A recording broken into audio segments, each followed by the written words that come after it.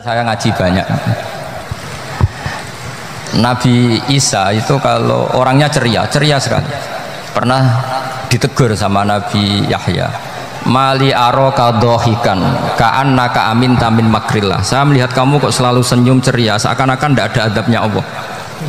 Terus Nabi Isa balas ke Yahya, Mali aroka abisan ka'annaka ayistamin rahmatillah. Kamu kok merengut terus, koyo ning donya ora ana rahmat.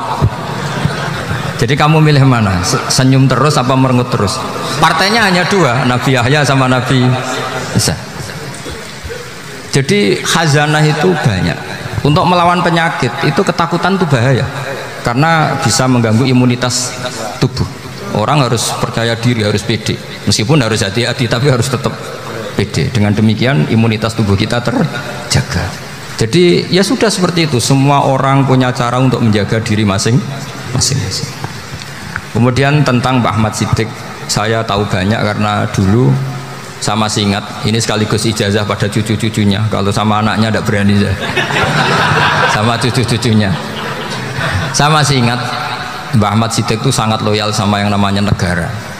Kita tahu beliau adalah termasuk orang yang bintang ketika Muktamar Situbondo, ketika NU pertama kali nerima asas tunggal, yaitu Pancasila. Kayak apa ulama-ulama kita? Ya mulai Mbah Ahmad Siddiq, Mbah Ali Maksum, Gus Dur, Mbah As'ad, semuanya lah, termasuk Mbah Mun, semuanya loyal sama negara sehingga NU menerima asas tunggal.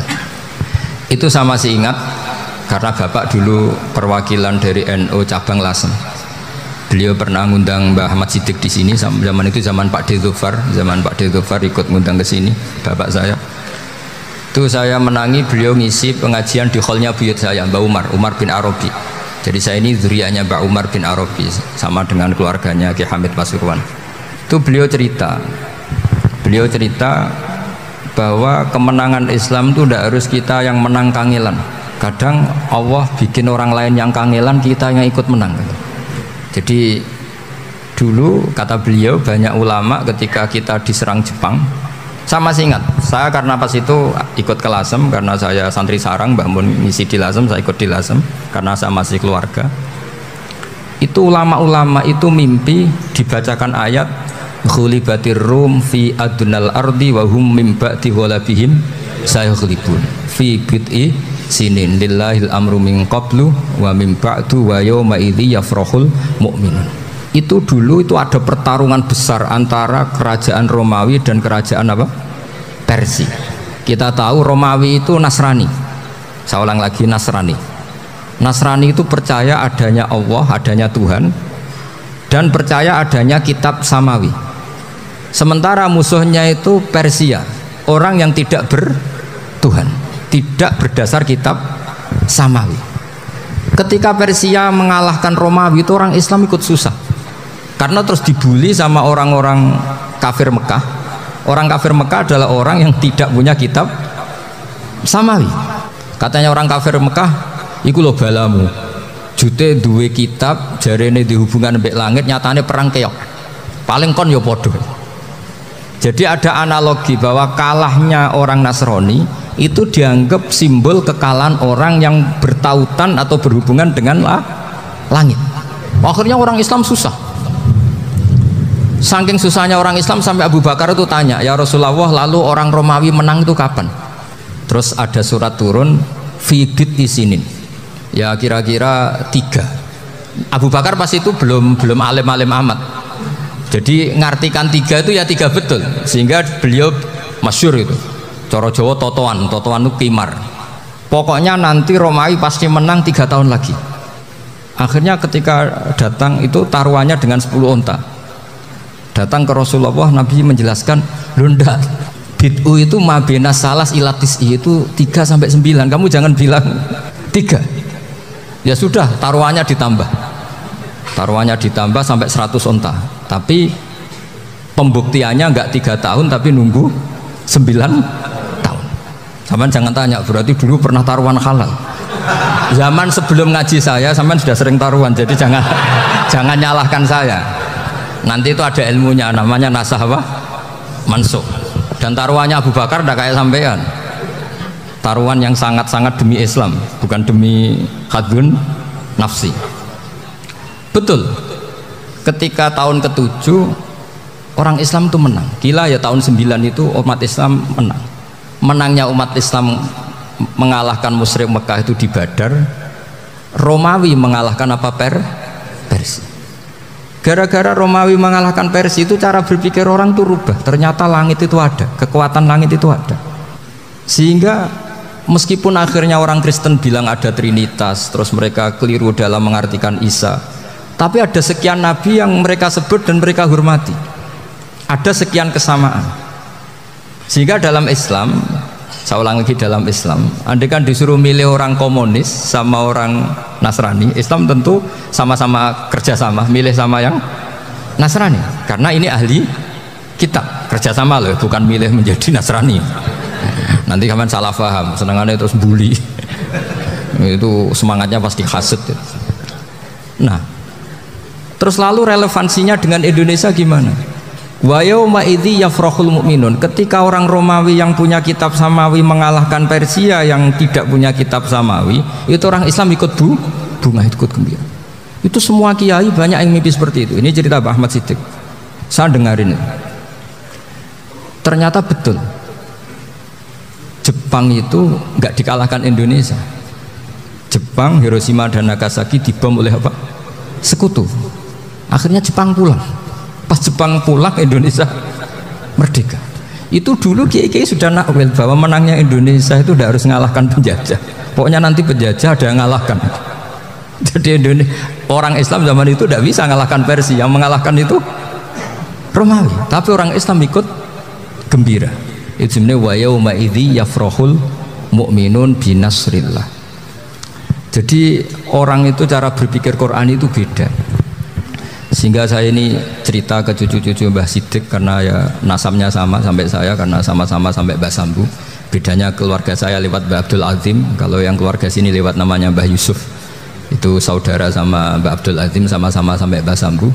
Tapi keinginan saya tentu bukan sekedar silaturahim gagah-gagahan diceluk Gus. Celuk Gus repot. Nak ora alim ra pantes. Nak beling ra pantes. Salam templek 1.000 jaluk swarga. Tuhan, kok mentalah nih 1.000 jaluk.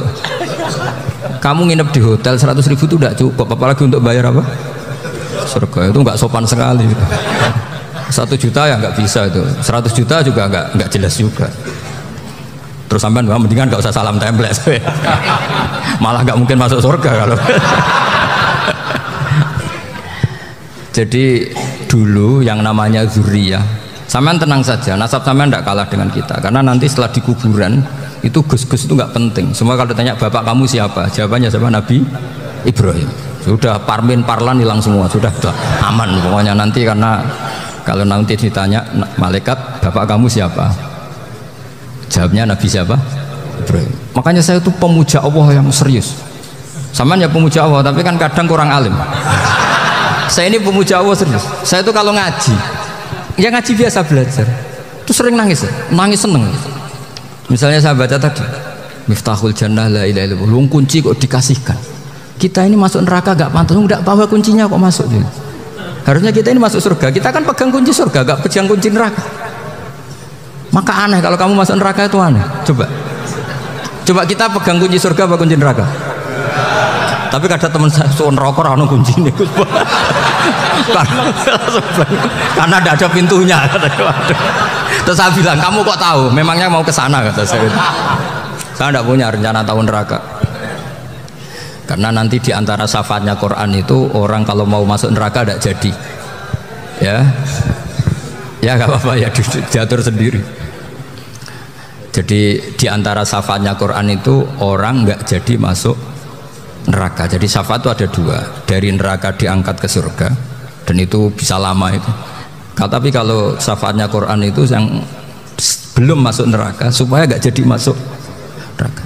Karena neraka juga punya aturan, dia juga kena aturan fikih. Jadi lo betul ini, saya ada guyon. Jadi kena konstitusi apa? Fikih. Sama tak ceritani syafaatnya Quran itu, ada orang itu beling itu fasik. Itu dihafal surat Tabarok. Hafal betul. Tabarakalladzi biyadihil mulku wa huwa ala kulli syai'in qadir alladzi khalaqal mauta wal hayata. Pertanyaannya gini, boleh enggak orang menginjek surat Baqarah, boleh enggak? Enggak. Padahal orang hafal Quran itu artinya ayat itu ada di hatinya. Fa inna wa ta'ala la yu'adzibu qalban wa al-Qur'ana. Allah tidak akan menyiksa hati yang menyimpan Quran, yang jadi flash disknya Quran, yang jadi rekaman Quran. Singkat cerita orang ini hafal.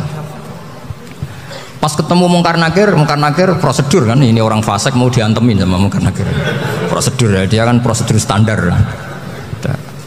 Si surat Tabarak akhirnya menjelma jadi seseorang yang gagah berani.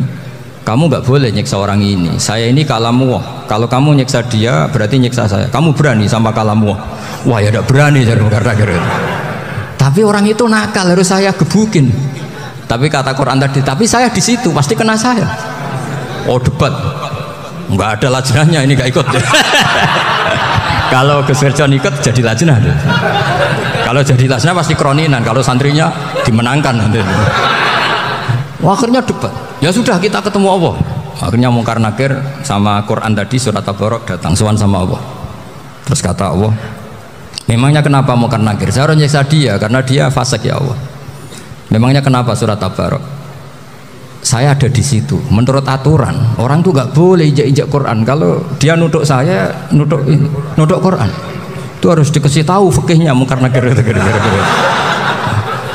Akhirnya Allah ngendikan gini ke surat Tabarak, ya sudah terserah kamu. Kalau terserah pulau Gusti, Mungkar Nakir nggak boleh nyentuh orang ini. Ya sudah selamat. Sehingga terus itu sama baca di termasuk mujizatnya surat Tabarak di tafsir Ibnu Katsir banyak. Karena tadi logikanya malaikat itu juga kena aturan fikih. Sehingga banyak ulama termasuk Said Muhammad ngendikan pertanyaan Mungkar Nakir itu tidak semua orang kena. Kalau semua orang kena nanti kalau tanya Nabi Muhammad, waman nabiyuka? Kacau kan jawabnya. Nabi kamu siapa? Lu saya ini nabi. Ya kan? Lah nanti kalau pas ketemu Nabi Ibrahim, waman abuka? Jadi repot kan? Makanya ada kiai yang guyon kalau ditanya marabbuka, saya ini guru tauhid sembrono. Saya ini ngajar Ummul Baroh ini kamu tanya marabbuka. Masyhur itu keramatnya Imam Malik itu. Ada Ashabu Malik, rajulun min ashabi Malik. Beliau ditanya Mungkar Nakir marabbuka manabiuka. Imam Malik datang, ini seumur-umurnya itu ngajar tauhid. Kok kamu bedai itu enggak sopan kamu. Dan kita berharap barokah sampean ngaji nanti itu. Yes. Malaikat itu anak sungkane gitu. Jadi itu ada.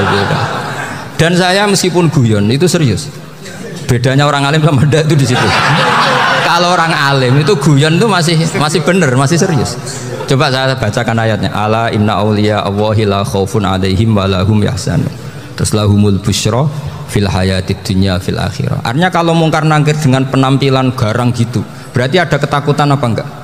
Ada. Padahal ciri utama walinya Allah tidak ada ketakutan. Makanya itu termasuk dalilnya Sayyid Muhammad, tidak semua orang alami seperti itu karena wali-wali itu la khaufun alaihim wa lahum yahzanun. Wah anak kiai ketemu karena kerja buat tidur wedek. Iku rezeki ora kok pertanyaan tok nak konan santri piye. Lho isen wis kiai dihanjuti Mungkar Nakir.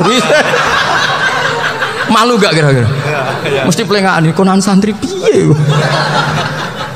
Nah jawabannya gampang karena pernah ngajar tauhid. Makanya Sayyidina Ali ini ceritanya ada di kitab Nurul Dholam. Sama lihat di kitab Nurul Dholam karangannya Syekh Nawawi Banten. Itu Sayyidina Ali itu ya, andekan orang biasa mungkin ya agak-agak hasut, tapi ini wali gak boleh kamu katakan hasut. Dia itu mangkal sama Umar. Orang kok setiap orang pernah dibentak. Apa dia berani bentak Mungkar Nakir? Penasaran dia. Bagaimana kerengnya Umar itu berlanjut enggak gitu kira-kira. Akhirnya minta, ya Allah saya minta kasyaf. Ya karena yang minta Sayyidina Ali karena mau wajah dituruti sama kasyaf. Dilihat Sayyidina Umar pas meninggal itu. Jadi hasad itu ya kadang penting asal baik. Loh betul bahasa Kanjeng Nabi kadang la hasada illa fisnaten. Itu Nabi bahasakan ya hasad. Gus Wirjon saja yang nafsirkan ghabthah itu kan gaya-gayanan sebagai ulama. Aslinya Nabi ngendikannya itu la hasada illa fisnaten. Ulama yang ganti itu namanya ghabthah. Wong Nabi sendiri nyebut hasad kok kamu tafsiri ghabthah. Ya hasad ya hasad. Udah ada usah ditawil-tawil pokoknya gitu. Kalau sampean nggak percaya nggak apa-apa. Kok gitu aja kok repot. Karena sampean nggak percaya kemungkinannya dua. Satu nggak ngerti. dua sama-sama alim kan dari awal. Kalau sama-sama alim kan laisa li alimin ayuqallida aliman akhor. Kita nggak perlu saling mengikuti. Ngapain hasud? Biasa aja. Akhirnya Sidin Ali kasar. Pas Umar bangun, setelah mati kan bangun, setelah meninggal bangun. Munkar Nakir datang dengan perangai yang sangat garang.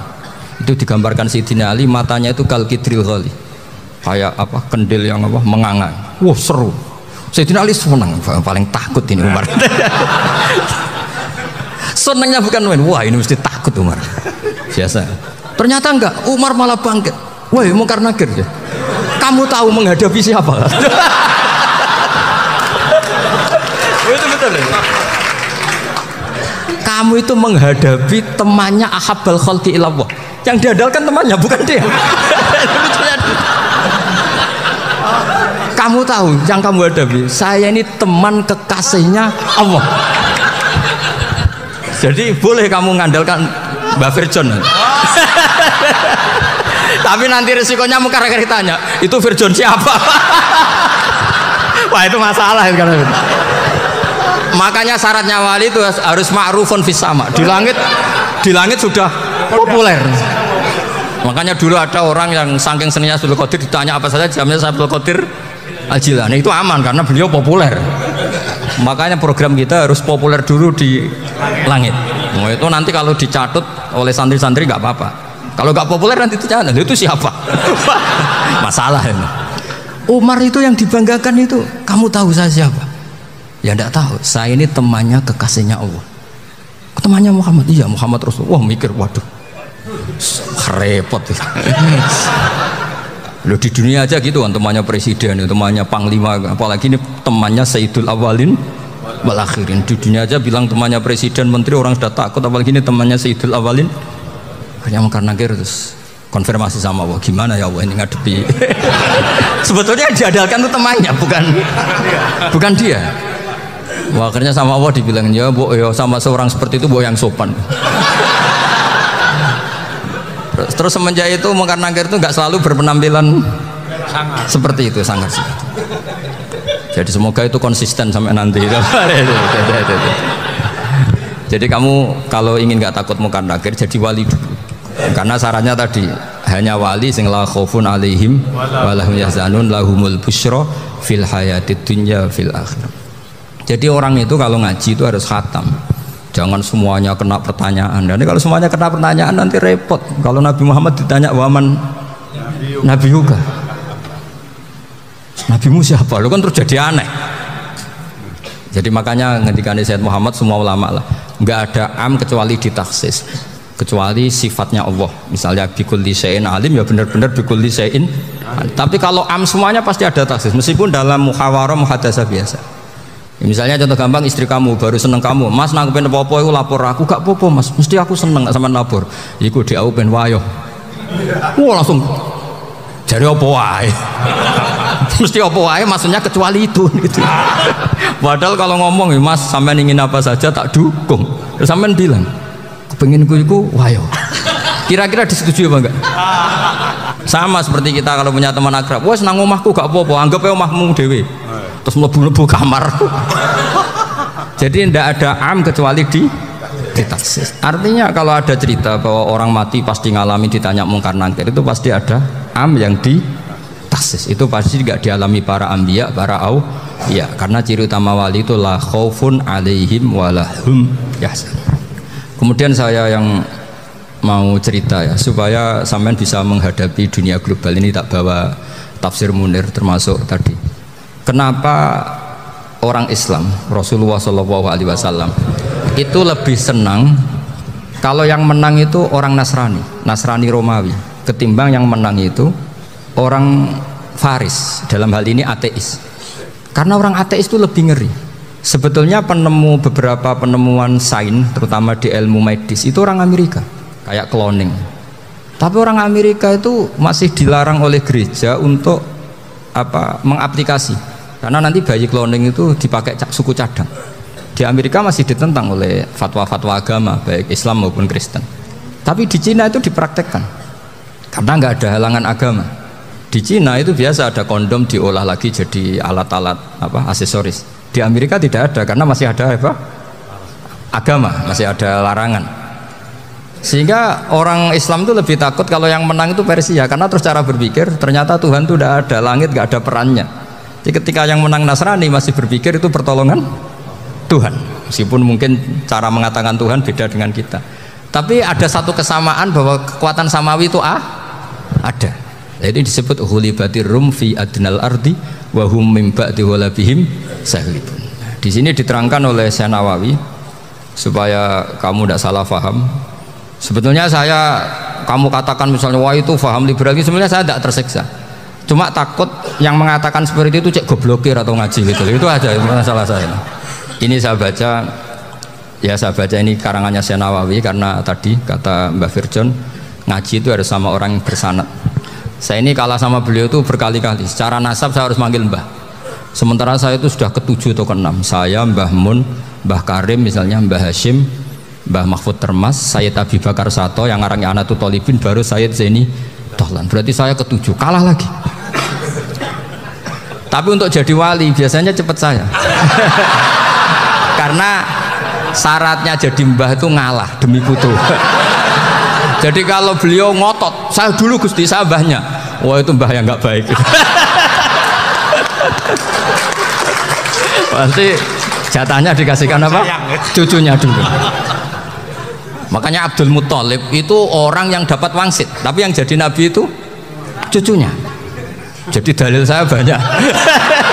Secara silsilah ilmu saya juga kalah lagi. Saya sering disewani sama cucu-cucu Syekhona Khalil. Kiai Siddiq itu termasuk murid dekat beliau Syekhona Khalil. Kalau itu berarti kan Gus Wirjon, Ahmad, terus Mbah Siddiq. Mbah Siddiq ngaji Syekhona Khalil. Syekhona Khalil itu pernah ngaji langsung sama Sayyid Zaini Dahlan. Berarti beliau dari Sayyid Zaini Dahlan itu baru generasi kelima. Sebenarnya Abdul Muthalib itu sudah sering dapat wangsit. Karena saya bahasakan wahyu, Nabi yang protes, enggak Nabi kok dapat wahyu. Tapi sebetulnya Abdul Muthalib itu masyhur.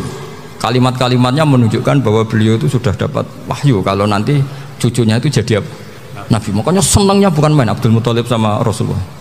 Putu seneng, mbah seneng putu. Jadi mungkin, jadi sampean enggak usah protes loh. Ya, yang jadi wali kok cucunya. Dulu betul. Dulu Mbah Hamid Pasuruan itu kalau Mbah Ahmad Siddiq ke sana, Mbah Hamid Pasuruan kalau manggil Mbah Ahmad Siddiq itu paman. Tapi pamannya minta ijazah ke ponaan. Apa ya gara-gara itu memang. Kalau itu masih berlaku apa? Ngalah tadi. Kayaknya masih apa? Hawane masih.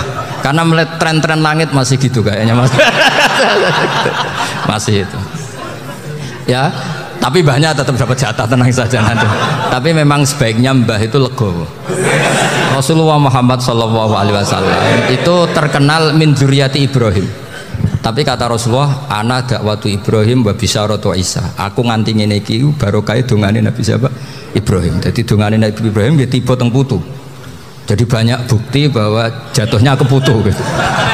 Tadi saya di kamar sama beliau berduaan. Nih Mbah sing dadi wali dhisik ndi? Aku webah. Cocokan tadi. Nah, kenapa saya akhir-akhir ini gulirkan daftar wali? Kenapa? Saya ini resah ya, orang sudah ingin dicintai pejabat, dicintai tetangga, dicintai teman. Tapi kadang-kadang orang lupa lagi dicintai apa. Makanya saya meskipun guyon, tapi ini amdan, bukan sahwan. Supaya orang punya cita-cita lagi jadi wali, ingin dicintai Allah. Kita ini terlalu lama ingin dicintai makhluk. Mbok ya naik kelas sedikit lah. Ingin dicintai Allah Subhanahu wa Ta'ala. Meskipun saya guyon, tapi tadi guyon saya tuh lebih serius ketimbang serius Anda. Karena tak pikir. Saya tuh kalau pergi itu seneng ngebis, bukan karena saya tidak punya mobil, tapi saya sering mau butuh itu supaya gak diganggu. Karena saya tuh harus punya waktu sendiri. Kalau bis kan ketemu orang nggak kenal, tapi sekarang ya gak susah, banyak yang kenal. Dan susahnya lagi gak minta ijazah, minta foto. Aduh, serem repot tuh. Mau dibenci itu umatnya Rasulullah SAW. Mau disetujui itu sanatnya mana? Kalau ketemu orang alim minta apa? Foto. Itu nggak ada sanatnya. Nggak tahu saya itu mazhab dari mana itu. Ya mazhab milenial yang jelas itu kan. Ini tak baca ya biar dapat, karena ini kenangan saya sama Mbak Ahmad Siddiq. Saya masih ingat betul beliau ngisi kholnya Mbak Abdullah bin Umar, berarti abahnya Mbak Hamid. Karena mbah saya itu Fatimah binti Khalid bin Umar, kalau Mbah Hamid itu Hamid bin Abdullah bin Umar. Itu saya masih ingat betul zaman itu Mbah Hamid tiap hall di Lasem itu rawuh dan saya derek nembah saya karena masih misanan datang ke Lasem. Itu beliau pas itu ngisi sama Mbah Mun. Mbah Mun masih muda, Ki Ahmad Siddiq sepuh senior. Itu beliau cerita bahwa dulu ketika Indonesia dijajah Jepang itu para kiai mimpi dibacakan ayat Khulibatir Rum fi adnal ardi wa hum min ba'di walabihim. Terus ada kiai yang tanya takwilannya gimana? Ya nanti Jepang pulang bukan karena kita yang mengalahkan, tapi Jepang ada yang mengalahkan sendiri meskipun tidak kita. Kayak dulu Faris tidak dikalahkan Islam tapi dikalahkan Romawi, tapi yang senang umat Islam. Wa yauma idzi yafrahul mu'min. Itu luar biasa ulama-ulama kita. Delalah kejadiannya Indonesia seperti itu. Yaitu kita tidak mengalahkan Jepang tapi Jepang pulang sendiri karena dikalahkan apa? Sekutu. Ya ini saya baca. Ini tidak usah dicek bacanya benar apa enggak. Sudah aman apa? Aman. Karena kalau saya salah itu ya sengaja. Artinya ya sengaja saja. Ya biasa maksudnya. Saya kemarin ngisi di Pondok Peloso, di Pondok Al Munawir Jogja. Salah itu ada dua. Ada salah yang memang benar-benar salah. Itu enggak apa-apa, bisa dimakfu. Karena mesti saking wong goblok salah yang terus itu. Ada salah bawaan ilmu itu repot tuh dadaninnya. Karena misalnya kita yang biasa belajar qiraah sabah wayah sibuhu, mesti diulang lagi wayah sabuhu. Karena qiraahnya Imam Asim itu hasibah yah sabu bifathis sin. Sementara kita kalau ngaji kitab kulino yah sibu. Sehingga kita yang biasa belajar sabah itu kalau baca kitab itu kayak orang bingung. Kadang-kadang yang ngaji juga bingung. Gus Pak mau di bulan pelin. Ya tepat-tepatan. Ada yang mengatakan Gus Pak bingung, ada yang mengatakan Gus Pak alim alamah. Ya tepat-tepatan nasib tadi. Karena memang ya sab'ah memang seperti itu. Misalnya kufuan itu Imam Asim baca kufuan, tapi beliau punya murid namanya Syu'bah, itu kalau baca kuf'an. Makanya kita itu, ini kan khataman Quran ya, jadi saya menyinggung sedikit tentang qiraah sab'ah. Tadi beliau juga sudah tak kasih kitab saya Hifdzuna Lihadal Mushaf. Sama tak ajari latihan sab'ah, memang angel ya. Makanya yang nggak bisa itu wong pinter, sudah tahu angel ya nggak usah diteruskan kan. Orang menghindari barang angel itu pinter apa goblok? Pinter. Berarti wong goblok pinter. Saya tuh makanya sama orang goblok tuh respect. Jadi orang alim tuh angel apa gampang? Angel. Menghindari barang angel pinter apa goblok? Loh, orang menghindari barang angel pinter apa goblok? Pinter. Berarti wong goblok pinter. Jadi saya sama orang-orang goblok itu respect. Sudah tahu jadi orang alim angel ya barang angel ya harus dihindari. Makanya saya ini insya Allah umatnya Nabi yang termasuk yang terbaik. Amin. Karena mencintai umatnya Nabi termasuk yang goblok. Wah, itu tidak gampang itu. Ya, karena tadi sudah tahu ya. Seperti itu loh orang naik panjat pinang itu. Itu yang naik karena ingin hadiah. Yang nonton sudah tahu wah licin kok dinaikin mau keplodok ya. Tapi orang sepakat yang nonton juga pinter karena sudah tahu ribet kok. Tukun yang pasar kena lah apa mana. Sama juga gitu. Ngalim tafsir angel, ngalim fikih angel. Tak karek ngaji ngerekam kan gampang. Itu pintar apa goblok? Pintar. Iya. Makanya kula niku mbok burohno ngono tok. Saya tadi dinasihati Mbak Firjon, muga-muga hati saya selamat. Saya itu meskipun kata orang banyak, muhibin saya banyak, tapi saya insya Allah tidak riak. Saya itu pakai kitab namanya Tasbidul Fuad, itu karangannya Said Abdul Al-Haddad. Ketika beliau punya muhibin banyak ditanya, bagaimana ya Habib Anda menjaga hati Anda? Jamnya Said Abdul Haddad itu unik. Innama azzamu Allah. Mereka itu sebenarnya menghormati Allah. Cuma butuh sarana dan itu saya. Jadi saya tahu sampean semua itu mencintai Quran, mencintai sunnah Rasul, mencintai hadis-hadis Rasul. Cuma sampean kan karena nggak paham, terus manfaatkan saya. Jadi sebenarnya saya ini korban. Korban. Jadi saya mau riak gimana? Korban kok mau. Bangganya di mana tuh? Coba sampean misalnya ngaji tafsir, belajar sendiri kan susah. Terkibnya susah, maknanya susah. Bahkan beli kitabnya kadang tidak kuat. Loh, untuk jadi alim tafsir itu kan harus beli kitab. Loh, saya sering belajar kitab itu jutaan. Tafsir Tobari, saya pernah beli kitab Fakhrur Razi itu berapa coba? 27 jilid. Karangannya Fakhrur, belum karangannya ulama modern Imam Sa'rawi. Itu berapa jilid? Itu jutaan. Saya kemarin juga dihadiahi kitab Pak Quraish Shihab namanya Faidul Bari fi Syarhil Bukhari. Pak Quraish Shihab yang terkenal. Dia sering diskusi sama saya. Saya ngasih hadiah beliau, beliau ngasih hadiah saya. Oh itu harganya nggak kuat. Tidak kuat kadang di Indonesia nggak ada coba. Dan sama orang hebat menghindari kesulitan itu. Nah, kesulitan itu, sebab ngaji ikut, kalau nggak paham dirukok rekamannya sudah gitu. Pinter mana sampean nambah saya? Pinter sampean kan? Bikin sosis susah, beli aja kok repot kan? Nah, makanya nggak boleh orang bilang, wah aku goblok reso tafsir, aku wong pinter. Makanya nanti kalau saya ketemu Nabi tidak termasuk orang yang mentahkir orang Islam. Kafa bil mari isman ayah kira akhahul muslim. Jadi cukup orang itu dosa kalau menyepelekan orang Islam, termasuk darani sampean goblok itu dosa. Caranya nggak darani goblok ya tadi di logika tadi. Alim itu angel, nggih angel itu pinter, berarti wong bodoh pinter ya sudah gitu. Tapi tetap bodoh. Tapi ini satu cara untuk saya respect gitu. Coba orang yang ngaji tafsir saya banyak, mungkin ribuan. Itu sebetulnya mencintai Quran, karena Quran adalah kitab suci yang panduannya umat Islam. Sangat mencintai Quran. Terus kemudian mereka nggak paham, terus mencari orang yang memahamkan. Burohno lah cara Jawane ini. Terus keren saya itu di mana coba? Lah terus mereka kurang ajarnya gini, kalau paham itu ya alhamdulillah paham. Kowe nak ngaji Gus Bae ngono tok. Tapi nek ora paham, ora nyalano akale. Mari Gus Bae nerangno cepet, mulane gak paham. Ora kok nyalano teke sing lelet tuh. Oh itu kan Masya Allah, naudzubillah. Sebetulnya tingkat kurang ajarnya tinggi Gus sebenarnya. Jadi kalau nggak paham itu kadang nggak nyalahno uteke. Kayak mau misalnya, mau mari mikir aja jelas. Padahal misalnya jelas orang mesti paham, bodoh. Paham ya? Jadi kata Sayyid Abdul Haddad, innama azzamu Allah. Sebenarnya mereka itu sangat menghormati Allah. Makanya kita nggak perlu mengatakan wasilah itu kafir, nggak akan. Karena orang tawasul sama Rasulullah itu ingin dapat ridhonya Allah lewat orang yang dicintai Allah. Kita mencintai wali sebenarnya, wah itu kekasih Allah. Kita mencintai itu karena mencintai Allah. Sama seperti gini, kamu mencintai kangkung apa enggak? Sebenarnya sama sekali enggak. Tapi kamu ingin sehat, ada asupan gizi. Kamu ingin tubuh kamu sehat, butuh asupan gizi. Kemudian kamu makan kangkung. Apa terus kamu cinta kangkung? Kan enggak. Cinta kesehatan kamu sama. Orang yang mencintai saya sebenarnya ingin kepuasan rohani. Saya kan termasuk kiai yang torekonya gampang. Ini swarga, kan akhirnya penggemarnya banyak. Coba kalau kamu neraka. Wah, jadi sebetulnya Anda mencintai kepuasan Anda sendiri. Nah, saya ini korban. Makanya untuk masuk surga cepat saya, korban itu cepat. Da'watul mazlum la turaddu kan gitu. Laisa bainahu wa bainallah hijab. Jadi saya kalau dongo langsung seret langit. Karena mazlum.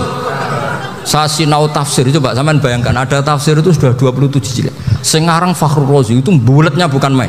Karena dia ahli filsafat. Bulatnya Masya Allah.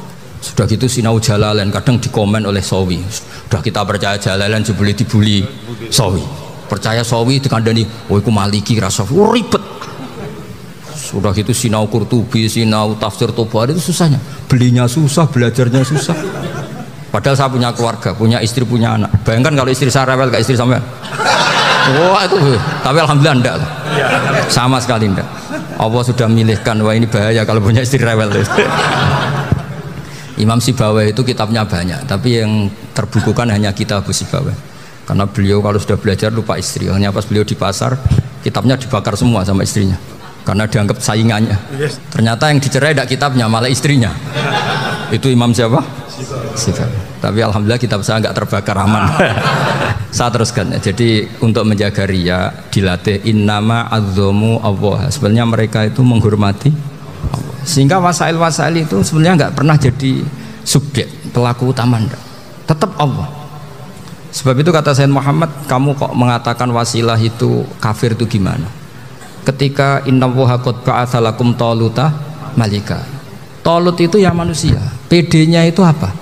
Inna ayata mulkihi ayyatiyakumut tabut fihi sakinatum mir rabbikum wa baqiyatum mimma taraka alu Musa wa alu Haruna tahmiluhul malaikah. Jadi beliau PD itu kalau bawa sunduk semacam peti sakti, sing di situ ada baqiyatum mimma taraka alu Musa wa alu Haruna tahmiluhul malaikah. Ya kayak semacam jimat ya. Tapi saya bukan mensyariatkan jimat enggak, karena nanti banyak penjual yang pembohong juga gitu loh. Cuma cerita, kamu tidak usah mengatakan kafir. Dulu Tolut PD-nya kalau bawa sunduk semacam peti kesaktian yang di situ ada baqiyatum mimma taraka alu Musa wa alu Harun tahmiluhul malaika. Sehingga Khalid bin Walid meskipun beliau sahabat dan menyaksikan wajah Rasulullah sallallahu alaihi wasallam, itu bawa sya'aratun min sya'aratihi Rasulullah sallallahu alaihi wasallam, bawa rambutnya Nabi. Perang kemana-mana itu diletakkan di pecinya. Nanti sama tanya lagi, masa pakai peci Khalid bin Walid itu? Wah panjang, sampai itu repot. Sampai tak warai ngaji usul fikih. Usul fikih itu kalau ngaji itu ada istilah tangkihul manat. Ini mesti ini wilayah yang kita bisa berdebat sama Mbah Firjon. Dulu itu musuh saya karena saya makili Anwar, beliau makili Peloso. Tapi tahu-tahu kalah tua terus saya mengundurkan diri. Di fikih itu ada istilah, ada tangkihul manat, ada tahqiqul manat, ada tangkihul manat. Tangkih itu kira-kira gini, lafadz hadis itu dibuang sekian untuk tahu bahwa itu madarul hukmi. Misalnya gini, tak beri contoh paling gampang. Sama harus paham, kalau nggak paham nggak pinter-pinter. Ja'a a'rabiyun ila Rasulillah sallallahu alaihi wasallam. Ya karena ini menghormati Mbah Ahmad Siddiq, saya orang alim, jadi ngaji ini tetap ada suasana alim. Ya harus ada suasana alim, nggak perlu jadi orang alim tadi susah. Sudah ngindari susah itu pintar, sudah itu aja. Jadi orang alim susah, ngindari barang susah pintar, berarti orang tidak alim pintar. Nah, meskipun tetap sudah itu pegangi sampai mati nanti. Lu jadi orang alim tuh repot. Itu kata Imam Ghazali, kalau orang alim kalau mau masuk surga itu sama Allah nggak boleh, kif, kamu nggak boleh langsung masuk surga. Coba cari umat kamu, syafaati dulu. Lah saya takut nyari sampean nggak bisa kembali. Saya tidak punya rencana itu, pokoknya mau masuk. Boleh sampean kuaduan balik raroh dewe, wah repot nanti saya. Berat jadi orang alim itu berat. Ya saya teruskan ya. Ada tangkihul manat. Ja'a a'rabiyun ila Rasulillah sallallahu alaihi wasallam. Faqala ahlaktu wa ma ahlakaka qal waqa'tu imraati fi nahari Ramadan. Ya kita saya ini rusak ya Rasulullah. Kenapa? Karena saya menjima istri saya fi nahari Ramadan. Terus kata Nabi, kamu harus bayar kafarah. Napa Nabi kafarah? Puasa 2 bulan. Wong baru 1 hari aja terjadi gitu kok disuruh puasa 2 bulan. Ya tidak kuat ya Rasulullah. Baru berapa hari saya puasa aja kecelakaan seperti itu. Apalagi kalau sampai 2 bulan. Tidak ya Rasulullah. Ya sudah kalau gitu kamu pertama ngasih makan apa? Itku rokobah kan, pertama merdekakan budak. Tapi kan sekarang nggak ada budak makanya terus sekarang langsung puasa. Wah ini nggak bisa semua. Ya sudah ngasih makan orang 60. Kasihkan siapa ya Rasul? Ya orang fakir. Saya ini paling fakir. Di kampung saya ini orang paling fakir. Jadi mulai dulu orang fakir itu hubungan suami istri itu paling lancar mulai dulu. Makanya orang fakir itu anaknya banyak. Karena hiburannya hanya itu. Wong Ramadan aja. Coba mau ke ATM nggak punya uang, mau antri di bank nggak punya, mau apa coba? Itu mulai dulu. Ini sanatnya mutasil. Wah, akhirnya sudah sanksinya kan tadi ya, itqu raqabah atau puasa 2 bulan berturut-turut atau ngasih makan 60 orang miskin. Lalu kata ahli usul fikih, kata a'rabi dibuang, nggak menjadi catatan hukum. Orang kota pun kalau melakukan itu juga kena sanksi yang sama. Imro'atau juga dibuang. Andai kan itu dilakukan untuk amatnya juga ketentuannya sama. Nah sekarang perdebatan antara Imam Syafi'i dan Imam Malik begini. Sekarang pertanyaan gini, jima istri itu hukumnya boleh apa haram? Boleh kan? Lalu kalau ada orang tanpa udzur kemudian makan siang-siang, cara Imam Malik hukumnya sama, harus kena sanksi yang sama. Karena sama-sama hadku hurmati Ramadan bi ghairi udzrin syar'iyyin. Sama-sama merusak hukum Ramadan tanpa udzur syar'. Lu jima itu tidak zina. Kan hukumnya jaiz. Nah, sekarang makan hukumnya jaiz, harusnya juga kena ketentuan yang sama. Cara pikirannya Imam Malik. Nah, alhamdulillah Imam Syafi'i gak setuju. Wah, cara setuju repot. Bahkan orang-orang Syafi'i sudah punya khilaf, kalau gitu minum dulu. Iya, biar tidak kena. Iya, biar iftarnya pakai minum. Setelah minum baru jima kan. Ya. Ini sudah menyiapkan khilafnya. ini khas Syafi'i ini, bongsong rekayasa hukum. Nanti bisa belajar jauh cara ngakali hukum. Makanya guyonan yang masyhur Gus Dur itu gitu. Ada seorang kiai atau Gus lah, ya punya salah, namanya manusia kan punya salah, entah cangkruk entah apa, pokoknya punya salah. Ada wartawan yang ngiranya semua kiai itu orang suci, sehingga tanya sama Gus Dur, Gus itu ada kiai kok ya pokoknya salah lah, tapi jangan bayangkan dosa besar, enggak, kecil-kecil aja. Itu gimana itu, padahal kiai kan orang suci. Jawabnya Gus Dur lucu, Ya justru yang boleh salah itu para kiai. Kalau kamu nggak boleh. Loh, kok bisa Gus? Karena mereka tahu caranya tobat. Repot. Kalau kamu nggak tahu caranya, sama pelanggaran hukum itu ya harus pakar-pakar hukum. Itu yang tahu caranya rekayasa. Kalau kamu ya kena pasal kan ya. Jadi kamu jangan niru saya. Saya ini punya sekian cara untuk kembali. Nah, itu namanya khilah. Makanya kata Sayyid Muhammad, kamu tidak usah anti khilah. Karena Abu Hanifah itu membolehkan khilah. Kita abul khiyal. Yang penting kamu soleh dulu. Setelah soleh nanti Allah maklumi. Soleh dulu, syaratnya soleh dulu. Kalau tidak soleh jangan. Contohnya gini, ada orang mau puasa lemes sekali, mau makan. Gampang. Kalau langsung makan kan kayak hadku hormati Ramadan biwari udrin sarian. Aku langsung mau jembera sowan Mbah Firjon. Sudah status saya apa? Musafir. Ya sudah, berangkat aja sampai Tuban makan. Nanti kalau nggak jadi ya nggak apa-apa sudah. Kan mulai pergi sudah musafir. Saya tidak tahu nanti malaikat tertarik ngebuki nggak tahu. Tapi itu ada khilahnya, asal soleh lah. Karena kata Sayyid Muhammad dan semua kitab mengatakan itu. Kalau sama nggak tahu ya kebablasan. Nabi Ayub, yang nabi yang terkenal Gudiken itu siapa? Ayub ya. Nah, itu yang Israiliyatnya kan seru lah. Gudiken dikukur bek kreweng itu terlalu lah kalau itu. Untuk kreweng konti ning Arab ora ono kreweng itu sudah masalah itu. Singkat cerita, Nabi Ayub ketika diasingkan kaumnya itu kan nggak punya sumber makanan. Lah orang lelaki itu mulai dulu egois. Istrinya Nabi Ayub itu cantik sekali, udah cantik, rambutnya bagus. Makanya kamu nggak usah tanya kenapa istrinya kayak banyak yang cantik. Ya, nah warasatul anbiya, nggak boleh mungkin. Kalau nggak cantik ya warasatul anbiya dari segi balak. Istrinya Nabi itu semuanya cantik. Nggak usah tanya sebabnya apa, pokoknya gitu, semuanya cantik. Singkat cerita, beberapa kali istrinya Nabi Ayub itu kerja demi bisa nafkahi Nabi siapa?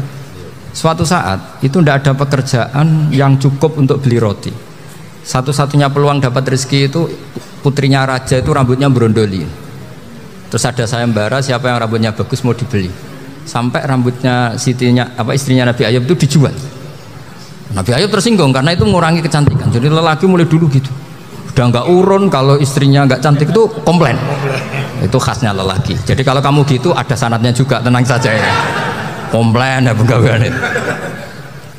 Saking mangkelnya Nabi Ayub terus ngendikan la adriban naki mi'ata sautin. Kamu akan saya pukuli dengan mi'ata sautin atau dengan 100 jambuan. Atau mi'ata dikhtin atau mi'ata apalah sesuai konteks zaman itu. Enggak namanya pecut tuku konti kok ribet lagi. Singkat cerita akhirnya ketahuan bahwa istrinya menjual itu demi Nabi Ayub. Allah nggak ridho kalau kekasihnya yaitu istrinya Nabi Ayub wis perjuangan kayak gitu malah kena hukuman.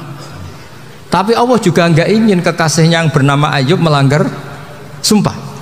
Padahal beliau sudah sumpah, wallahi demi Allah nanti tak pukul dengan 100 kali. 100 kali dengan lidi lah misalnya, contoh yang gampang tuh lidi. Akhirnya sama Allah dikasih satu solusi.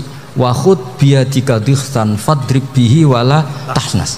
Ya sudah, lidi itu ikat jumlahnya 100 terus pukul sekali saja, anggap saja sudah 100. Iku pangeran sing wari ngakali ngono iku pangeran.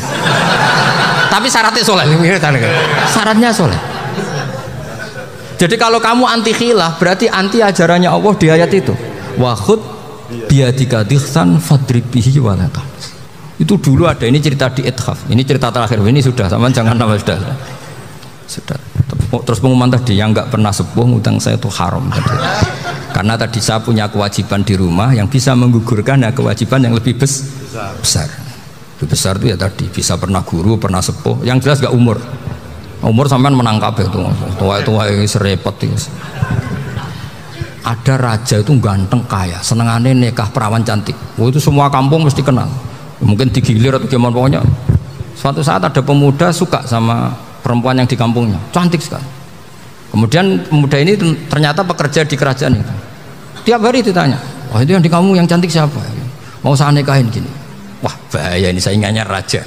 Jadi yang dibidik pemuda tadi itu saingannya. Si raja ini orang yang namanya raja kan gengsinya tinggi. Kaifa tankihuha wa qad ra'aitu qad qabbalaha rajulun. Kok mbok nikah piye? Saya itu pernah melihat dicium lelaki. Wah, Wah, gak mau. Gak gelem kadung ditambung wong lanang waqat qabala rajulun. Saya pernah melihat sendiri qabala rajulun, dicium oleh lelaki. Wah, sudah gak minat raja langsung gak keren. Suatu saat pemuda tadi nikahi perempuan itu. Rajanya marah-marah, kamu lelaki gak punya harga diri gini. Gak punya selera, gak punya harga diri, sudah pernah dicium orang kok tetap dinikah. Terus bilang ke raja, takrif manir rajul, lelaki itu siapa? Abuha. Kamu tahu lelaki itu siapa? Sopo? Abuha. Bapaknya. Saya kan hanya bilang rajulun. Pernah dicium lelaki. Lah pikirannya raja itu lelaki kue ngene iki. Tapi butuhe canom mau raja ben gak sida itu aja tuh. Baru kayak digulirkan gitu waqat qabala rajulun. Wah, enggak mau. Setelah itu suatu saat pegawainya tadi nikahi perempuan. Kamu gak punya harga diri gini. Kamu tahu mandir rajul Bapak Abu. Wah, nak ngono aku gak apa-apa. Lah monggo sakniki wis bojo kula. Ora trimo wis diambung wis macam-macam. Lah itu namanya khilah. Apa? Khilah. Kalau di Balawa disebut tauriyah atau apa. Tapi saya tidak ngajari sampean seperti itu. Sudah pinter sebelum saya ajarin. Bangsa ngakali kan sudah pinter.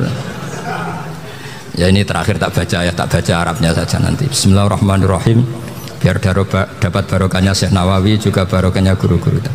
Bismillahirrahmanirrahim. Wasababu nuzuli hadil ayati annahu kana baina farisa war rumi qitalun wa kanal musyrikuna yawadduna antaghliba farisu ar-ruma li anna farisa kanu majusiyan ummiyin wal muslimuna yawadduna ghalabatar rum ala faris liqaunihim ahla kitabin. Jadi zaman dulu orang Islam lebih senang kalau yang menang itu orang Nasrani. Kalau bandingannya ateis, karena bagaimanapun percaya kekuatan langit. Sementara orang ateis sama sekali tidak percaya kekuatan. Apapun bedanya kita dengan Nasrani itu ada kesamaan, yaitu percaya adanya kekuatan langit. Sehingga ketika orang Romawi kalah itu orang Islam ikut susah. Paham ya? Makanya ini tak baca biar sampean nggak macam-macam pikirannya. Fab'atha Kisra saat terusnya, ya pokoknya seperti itu. Akhirnya Rasulullah SAW berdoa lebih seneng yang menang itu Rom karena ahli kitab. Artinya apa? Kemenangan ahli kitab adalah kemenangan makhluk atau hamba Allah yang mentautkan kekuatan kita di bumi dengan kekuatan langit. Makanya saya berharap selain kita ikhtiar medis, kita harus memperbanyak istighfar. Bagaimanapun semua itu dari Allah Subhanahu wa Ta'ala. Kita menghormati negara dengan ikhtiarnya, tapi saya mohon sekali kita juga istighfar, karena semua itu juga ditentukan oleh Allah, oleh langit. Ya, saya kira demikian. Assalamualaikum warahmatullahi wabarakatuh. Nah, jadi itu teman-teman, sedulur-sedulur semua, tentang reaction ngaji kita bersama dengan Kiai Haji Bahauddin Nursalim atau Gus Baha, dimana kali ini itu Gus Baha ngaji bersama dengan beberapa kiai-kiai lainnya, dan itu ada di Zikrul Ghafilin juga ya di situ. Kemudian di situ juga ada haulnya Mbah Ahmad Siddiq, dan ini untuk beberapa catatan yang sudah kita dapatkan, diantaranya yaitu yang pertama adalah untuk melawan penyakit, ketakutan itu merupakan suatu bahaya karena bisa menurunkan imunitas. Jadi untuk melawan penyakit itu kita nggak boleh takut akan penyakit itu, karena ketika kita takut akan penyakit itu, maka itu akan menurunkan imunitas. Jadi harus berani, namun jangan konyol, karena jika tidak hati-hati juga pasti akan terkena getahnya sendiri. Maksudnya itu ya harus waspada, tetap hati-hati namun jangan terlalu takut. Kemudian Mbah Ahmad Siddiq itu memiliki sumbangsih dan loyal pada negara serta menerima asas tunggal Pancasila. Bapak dari Gus Baha yaitu Kiai Nur Salim, perwakilan NU Lasem, melalui perkumpulan para ulama Indonesia memimpikan Indonesia sebagaimana dahulu Islam senang ketika Romawi mengalahkan Persia. Kemudian ditafsirkan bahwa Indonesia akan merdeka dengan tanpa menyerang Jepang, karena Jepang akan dikalahkan lawannya dan itu akan menguntungkan Indonesia. Dan ternyata benar, Indonesia merdeka pasca Jepang dikalahkan oleh sekutu. Kemudian dipanggil Gus itu merepotkan karena harus alim alamah. Berkaitan dengan zuriyah atau garis keturunan, bahwasanya tenang saja bagi semua yang bukan Gus atau bukan keturunan kiai, itu tetap tenang karena kita semua itu di akhirat kelak statusnya adalah anaknya Nabi Ibrahim, zuriyatam minal Ibrahim. Nah, jadi jangan apa istilahnya, jangan terlalu merasa rendah diri karena kita bukan Gus, karena kita bukan putra kiai, tapi tenang saja karena di akhirat kelak itu kita statusnya sama-sama zuriatan minal Ibrahim, atau zuriyahnya Nabi Ibrahim, atau anak cucunya Nabi Ibrahim. Dan kemudian syafaat itu ada dua, setelah masuk neraka lalu dientas, dan yang kedua sebelum masuk neraka sudah disyafaati. Bolehkah kita menginjak Al-Quran? Lalu bagaimana jika kita menyiksa orang yang hafal Al-Quran? Apakah itu artinya juga sama-sama menginjak Al-Quran? Nah, sebagaimana malaikat Munkar Nakir berdebat dengan surat Tabarok atau kalam Allah, yang akhirnya orang yang hafal surat Tabarok itu tidak mungkin mendapatkan siksa dari malaikat. Kemudian kisah Ali meminta kasyaf untuk Ali bin Abi Thalib, ya maksudnya meminta kasyaf, sahabat Ali meminta kasyaf atau meminta suatu hal yang istimewa untuk bisa melihat sesuatu, untuk melihat apakah Umar bin Khattab itu bisa menjawab pertanyaan malaikat kubur ketika Umar bin Khattab itu meninggal. Dan ternyata Munkar Nakir berparas garang kemudian ditegur Umar. Jadi Umar ini kan meninggal, kemudian ketika dikubur itu kemudian malaikat Munkar Nakir menemui Umar. Nah, kemudian ditegur oleh Umar bin Khattab. Umar memarahi malaikat Munkar Nakir dengan berlindung pada nama Rasulullah karena beliau adalah sahabatnya Rasulullah.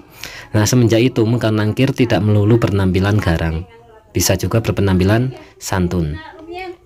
Lalu setiap apa saja pasti ada pengecualiannya. Misal setiap manusia meninggal itu nantinya diinterogasi oleh malaikat Munkar Nakir, tapi ada pengecualiannya, kecuali orang-orang yang tanpa ditanya sudah jelas identitasnya, seperti halnya para nabi dan rasul. Itu nggak mungkin itu ditanya oleh malaikat Munkar Nakir, ya, karena masa rasul ditanya siapa rasulmu? Nah, kan aneh. Makanya tetap ada pengecualian. Setiap apa saja pasti ada pengecualian. Nah, namun kemudian Gus Baha itu di sini menggojlok Gus Firjon, atau dikatakan di situ adalah Mbah Firjon, karena memang statusnya adalah status dari Gus Firjon ini adalah, ya, hitungannya itu simbahnya Gus Baha secara keturunannya. Nah, secara nasab kalah, ya, Gus Baha itu kalah, namun secara ilmu dan cerita bahwa banyak bukti kewalian ataupun kenabian itu lebih banyak di cucu. Nah, maka Gus Firjon ini secara nasab adalah simbahnya Gus Baha. Maka yang akan menjadi waliullah pasti Gus Baha lebih dahulu. Melihat seperti halnya Abdul Muthalib yang menjadi nabi, ya cucunya yaitu Rasulullah Muhammad SAW, bukan Abdul Muthalibnya. Padahal dahulu Gus Baha juga sering berdebat dengan Gus Firjon, namun ya memang kalah nasab, ya, nasab garis keturunan. Karena Gus Baha itu lebih muda, karena lebih garis keturunan perempuan itu lebih muda. Jadi banyak yang memanggil mbah, ya. Gus Baha itu banyak memanggil mbah di antara orang-orang sebayanya.